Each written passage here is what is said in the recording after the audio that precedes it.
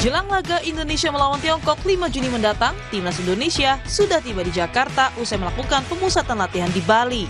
Dalam jumpa temu dengan awak media, pelatih Timnas Indonesia Patrick Kluivert bilang, pengalaman yang dimiliki para pemain serta persiapan yang matang selama pemusatan latihan pihaknya percaya diri menghadapi Tiongkok. Kluivert juga mengaku telah mengatur strategi dan menyesuaikan komposisi pemain, termasuk mempelajari pola permainan tim lawan. Regarding China, of course, we analyzed China very good.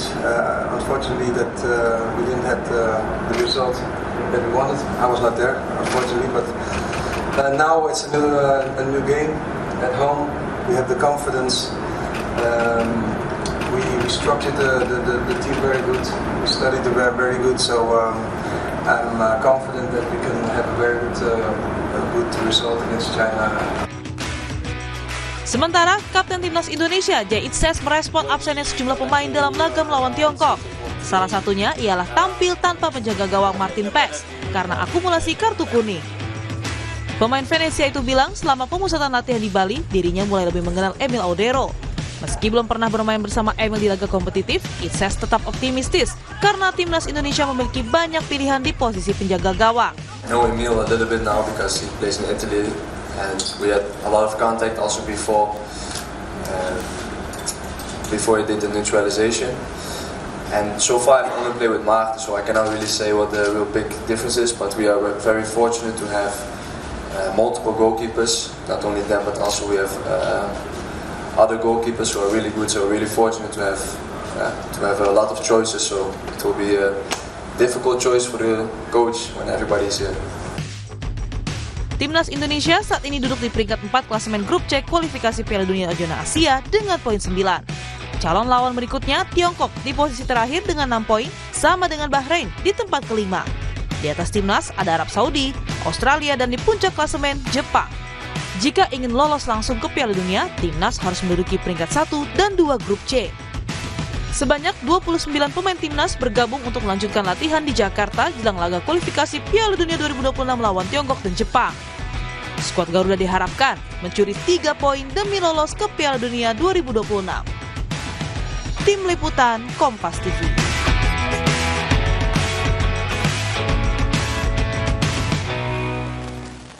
Saudara, jelang laga Timnas melawan Tiongkok 5 Juni mendatang, skuad Garuda sudah tiba di Jakarta. Laga ini memiliki arti krusial bagi kedua tim demi lolos kualifikasi Piala Dunia 2026. Pasalnya, hanya 2 tim teratas klasemen yang berhak lolos, sementara peringkat 3 dan 4 harus berjuang kembali di putaran keempat kualifikasi. Lalu bagaimana strategi Timnas bidik poin penuh lawan Tiongkok mendatang? Dan apa yang perlu diwaspadai dari tim lawan, kita tanyakan langsung melalui sambungan daring ke pengamat sepak bola Kusnaini. Bungkus, selamat pagi. Selamat pagi, Mario. Siap, terima kasih Bungkus sudah ngobrol-ngobrol di Sapa Indonesia Pagi. Bungkus, ini Timnas sudah tiba, pemusatan latihan dan strategi seperti apa yang akan dimatangkan oleh pelatih Patrick Kluivert? Iya, ini sebuah persiapan yang menurut saya jauh lebih baik dibanding di round sebelumnya. Karena bukan hanya sempat mengalami TV, tapi yang paling penting pemain-pemain sudah bisa lepas ya dari kepenatan sesudah mengikuti kompetisi yang panjang selama 1 musim. Mereka bisa melepaskan kepenatan, ketegangan selama berada di Bali. Tidak hanya menjalani TC, tapi juga ada semacam relaksasi yang menurut saya itu hal yang penting ya bagi sebuah tim yang memiliki keragaman seperti Timnas Indonesia. Di samping itu beberapa pemain yang juga sempat beberapa waktu absen dari latihan mungkin karena kompetisi sudah selesai sekitar sepekan atau bahkan ada yang sudah 2 pekan. Ini dengan adanya TC di Bali ini mereka bisa dijaga kebugarannya, bisa dikembalikan level fitnessnya sehingga menjelang pertandingan beberapa hari mendatang mereka kondisinya sudah lebih siap untuk bermain meskipun mungkin memang tidak sesiap ketika mereka berada di kompetisi ya di tengah kompetisi karena sesudah libur sekian lama pasti akan ada sedikit penurunan. Tapi sekali lagi keberadaan TC di Bali ini sangat positif untuk membuat kita siap menghadapi pertandingan tanggal 5 nanti. Oke, Bungkus, kalau lihat 2 minggu 2 minggu lebih lah, hampir 2 minggu itu TC di Bali dilakukan. Menurut Anda ini lebih optimal dibandingkan persiapan Timnas melawan negara-negara lain atau bagaimana ini untuk melawan Tiongkok? Iya, justru ini persiapan yang jauh lebih baik kalau menurut saya, terutama untuk membangun chemistry ya, karena seperti yang saya bilang tadi, kita ini memiliki tim nasional dengan keragaman yang luar biasa ya. Ada pemain yang berlatar belakang sepak bola di Liga Belanda, Liga Italia, Liga Amerika, dan banyak lagi bermain di Liga Indonesia tentunya, di samping ada yang bermain di Liga Thailand. Ini tentu membutuhkan semacam kesempatan untuk saling memahami, kesempatan untuk saling mengerti, apalagi faktor komunikasi kan juga tidak sepenuhnya lancar ya, tidak semua pemain memiliki kemampuan berbahasa yang sama. Jadi TC ini sangat baik untuk terutama membangun chemistry, dan yang kedua itu tadi, memulihkan level fitness pemain. Nah sekarang saya pikir sesudah mereka berada di Jakarta, Coach Clifford akan fokus ke persiapan strategi untuk pertandingannya. Karena kalau dalam persiapan timnas itu biasanya persiapan strategi itu 2-3 hari sebelum pertandingan. Oke, berarti menurut Anda Bungkus, selain fisik, hal-hal non-fisik juga nih lebih optimal ya untuk timnas kali ini melawan Tiongkok ya? Iya, kali ini persiapannya sangat baik, dan menurut saya ini beruntung ya, karena kita memainkan pertandingan di akhir musim ketika beberapa pemain sudah lepas dari kompetisi. Meskipun ada yang tetap masih bermain di beberapa pertandingan hingga menjelang keberangkatan ya, seperti Kevin Dix, Martin Pas, dan sebagainya. Oke, Bungkus, ini ada yang bikin gugup nih, ada beberapa 5 pemain yang tidak akan tampil di laga versus Tiongkok ini. Ada Martin Pas, Ragnar, Oratmangun, Sandy Walsh. Ini bagaimana analisis Anda melihat pemain-pemain yang cocok untuk menggantikan? Ada 5 pemain yang tidak akan berlaga di kontra Tiongkok nanti. Iya, ada 5 pemain memang yang kemungkinan besar tidak akan bisa bermain, tapi sebetulnya hanya 3 ya yang merupakan pemain reguler ya. Oratmangun, kemudian Marcelino, dan penjaga gawang Martin Pas. Selebihnya kan pemain yang selama ini bukan merupakan pilihan pertama. Memang pasti akan mengurangi kemampuan tim ya, kekuatan tim akan berkurang dengan absennya 3 pemain ini. Terutama menurut saya absennya Oratmangun, karena Oratmangun ini pemain yang penting dalam sistem permainannya Clifford. Itu sudah terlihat di pertandingan waktu lawan Bahrain ya. Marcelino juga pemain yang penting, tapi peran Marcelino mungkin masih bisa digantikan oleh pemain lain, entah itu oleh Egy Maulana, entah itu Jakob Sayuri, atau bahkan mungkin Beckham Putra yang baru direkrut. Tapi peran Oratmangun ini agak sulit digantikan oleh pemain yang lain, karena beberapa pemain yang sudah dicoba seperti Dean James di sayap kiri, kemudian pernah juga dicoba Rafael Strike, itu menurut saya agak di bawah ekspektasi pelatih Clifford. Kalau di posisi penjaga gawang, ketidakhadiran Martin Pas tidak terlalu bermasalah karena kita punya kiper yang sepadan, ada Audero. Jadi memang problem Clifford sekarang adalah bagaimana menggantikan posisinya Oratmangun dan juga Marcelino, karena memang tidak ada pemain yang tipikalnya betul-betul sama ya, sehingga dia harus sedikit mengubah detail strateginya. Mungkin secara permainan tetap dengan 3-4-3 atau 4-3-3, tapi detail strateginya terutama di area sepertiga pertahanan lawan itu akan sedikit berbeda. Oke, kalau misalkan 3-4-3 berarti dia akan menumpuk di tengah dan juga lebih agresif menyerang ya?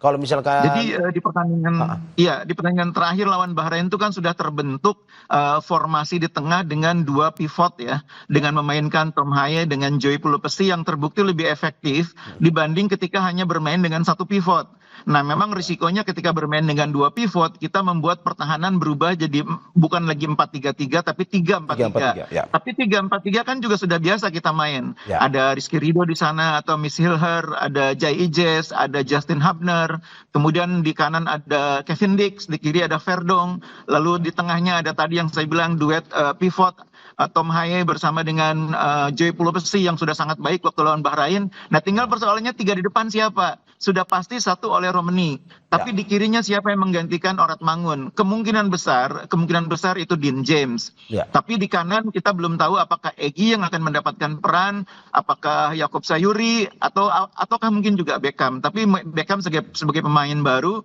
saya pikir mungkin belum tentu akan menjadi bagian dari line up ya. Mungkin ini bagian dari proses adaptasi dia. Tapi sangat mungkin Egy yang sedang bersinar di Liga 1 menjadi alternatif atau pilihan pertama. Oke, Bungkus, siapa sebenarnya pemain kunci yang mungkin Anda lihat bisa menjadi pembeda? Karena kali lalu waktu lawan Tiongkok kita kan kalah. Tapi di kali ini mungkin ada pemain-pemain baru yang menurut Anda bisa. Salah satu yang memang lagi pembicaraan ini oleh Romani ini, yang mungkin bisa menjadi pembeda nanti di pertandingan versus Tiongkok. Iya, waktu lawan Tiongkok kan kita sebetulnya juga punya banyak peluang ya, meskipun sayangnya tidak bisa dimanfaatkan. Nah sekarang dengan adanya Ole yang punya kemampuan finishing bagus, mudah-mudahan problem penyelesaian akhir bisa diatasi. Tapi ada satu pemain lagi sebetulnya yang juga sangat penting nanti, Joy Pelupesi. Karena Pelupesi ini di posisinya menjadi pemain yang menjaga keseimbangan. Jadi kalau sebuah tim memainkan strategi katakanlah high defensive line, dominan dalam penguasaan bola, itu harus ada pemain yang di tengah bisa diandalkan sebagai penjaga keseimbangan. Nah itu perannya Joy Pelupesi.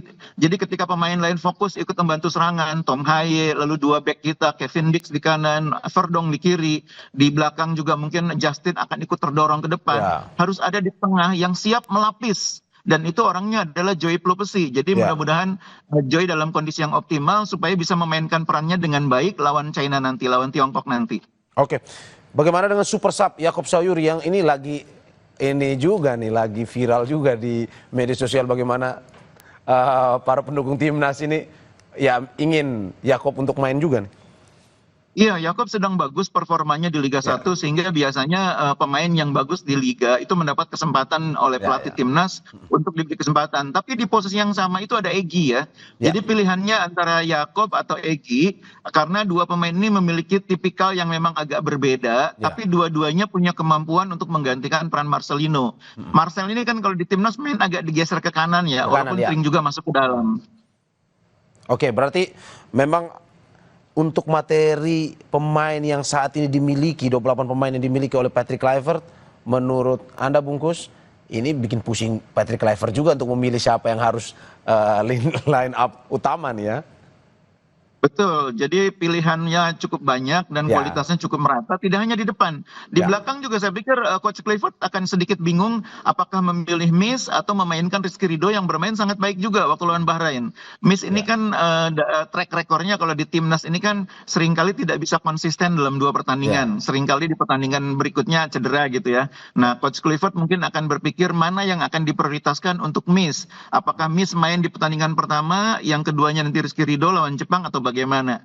Karena Miss ini seperti yang saya bilang tadi beberapa kali sempat mengalami cedera ketika mengalami pertandingan beruntun dalam jangka waktu yang pendek. Oke, Bungkus, ini sebelum kita menuju ke evaluasi apa yang harus dilakukan, tapi saya mau nanya dulu, ini untuk yang di Tiongkok sendiri apa yang harus diwaspadai, siapa yang harus diwaspadai oleh Patrick Kluivert dan juga para pemainnya? Sebetulnya pemain Tiongkok tuh kemampuannya tidak terlalu luar biasa ya, artinya rata-rata kemampuannya gitu ya. Cuma mereka ini strateginya baik ketika kita menguasai bola, dominan dalam penguasaan, kita bermain menyerang, mereka pintar memanfaatkan celah untuk serangan balik. Itulah yang terjadi di pertandingan pertama kita. Dan yang kedua, pelatihnya juga sering mampu menyiapkan strategi yang mengejutkan. Jadi ketika di pertandingan pertama, ketika orang semua berpikir kita akan dipaksa bertahan oleh Tiongkok, justru mereka bermain sebaliknya. Mereka justru mengundang kita masuk ke pertahanan mereka dan kita dipaksa untuk bermain lebih keluar. Pada saat bersamaan kemudian kita dimanfaatkan pertahanan kita yang agak sedikit terlalu terbuka oleh serangan balik mereka. Ini yang harus diwaspadai oleh para pemain kita. Oke, terakhir Bungkus, strategi teknik dan non teknis apa yang memang harus dijaga oleh Patrick Kluivert pada para pemainnya untuk melawan Tiongkok nanti? Persiapan non teknis sudah sangat baik ya. Saya pikir dari apa yang kita lihat di Bali ini suasananya sudah sangat akrab, para pemain sudah sangat nyambung chemistry-nya. Yang sekarang penting adalah level kebugaran mereka. Yang kedua, konsentrasi, karena pemain-pemain ini kan memang kalau di Jakarta itu biasanya banyak sekali mendapatkan apresiasi, mendapatkan komunikasi, interaksi dengan fans. Nah ini harus dijaga supaya mereka menjelang pertandingan harus fokus betul ke pertandingan. Jadi kita juga berharap PSSI bisa melindungi para pemain, jangan terlalu banyak mendapatkan upaya-upaya pendekatan secara personal dari para pendukung timnas yang memang sangat mencintai para pemain ini. Tapi pada saat bersamaan itu berpotensi mengganggu konsentrasi pemain. Jadi harus dijaga, sementara dijauhkan dulu lah. Ya, oke. Ya Bungkus, ini terima kasih atas apa yang disampaikan. Kita semua berharap pertandingan versus Tiongkok nanti Indonesia meraih hasil yang maksimal, menang pokoknya. Amin, amin. Terima kasih Bungkus Nesi, sehat selalu. Terima kasih.